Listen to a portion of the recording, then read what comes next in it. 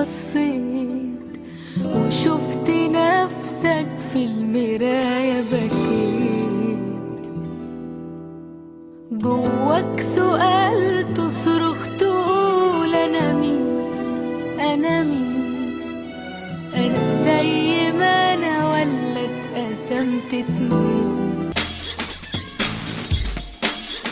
خلق الله كل شيء ثم استوت المخلوقات كل في مكانه، وفي النص بالظبط يوجد عبد المنعم أبو الفتوح، مذبذبين لا إلى هؤلاء ولا إلى هؤلاء. تفتح سفر يعالج المجاهدين الأفغان في بلاد ما وراء النهر، بس أصدقائه قرروا يقدموه بوصفه ليبرالي. كان واحد من المرشحين إنه يبقى مرشد للإخوان، بس الإخوان نفسهم بيقولوا عليه خاين ومش إخوان. رشح نفسه للرئاسة بشعار لونه برتقاني اللي بيرمز للتغيير والثورات، ومع ذلك الجهة الوحيدة اللي حسمت تصويتها لصالحه كانت التيار السلفي. هو الوحيد اللي نزل في مظاهرات ضد مرسي والإخوان، وبرضه كان أول واحد بينسحب لما أي حد يهتف يسقط حكم المرشد. لكن ما حدش هيستقيل من فكرته، مش هيستقيل من ناسه وأهله، يعني هيستقيل من عصام العريان ومحمد بديع وخيرت الشاطر.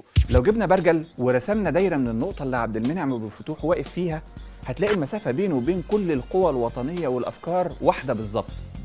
مسافته من طالبان هي مسافته من حزب التجمع، هي مسافته من الداخلية والجيش ومكتب الإرشاد، وهي نفس المسافة بينه وبين منظمة الرفق بطائر البطريق. أبو الفتوح مواقفه طول الوقت في النص بالظبط، يساري بنزوع طلباني، وطلباني بلسان وسطي جميل.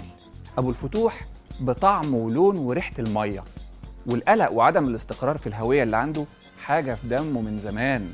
عاوزة تربيني على إيه؟ عاوزة مني أبقى إيه يعني؟ أبقى شيوعي ولا مسلم ولا زنديق ولا عابد بقر ولا إيه؟ أنا مش فاهم. أنت سليط. أبو الفتوح مش محدد هو فين بالظبط. ممكن لو كان بقى رئيس والشعب نزل يعارضه في اعتصام كبير يدي أوامره للداخلية يفضوا الاعتصام، وفي نفس الوقت يقود مظاهرة ضد غباوة الداخلية. تقريبا حد فهمه وهو صغير إن هو الحيادي الأعظم والعاقل الأكبر والوسطي الذي لا تضاهى وسطيته، وهو بيحاول يقنعنا بالكلام الفاضل اللي الشخص ده فهمه له. سألت نفسي كتير مرستش يوم على بر، أنا اللي فيا الخير ولا اللي فيا الشر. أبو الفتوح طبيب بشري، بس بحنجرة وأسلوب وكلام واحد من مطاريد الجبل. إذا وعظ زعق وإذا ترفق شخط.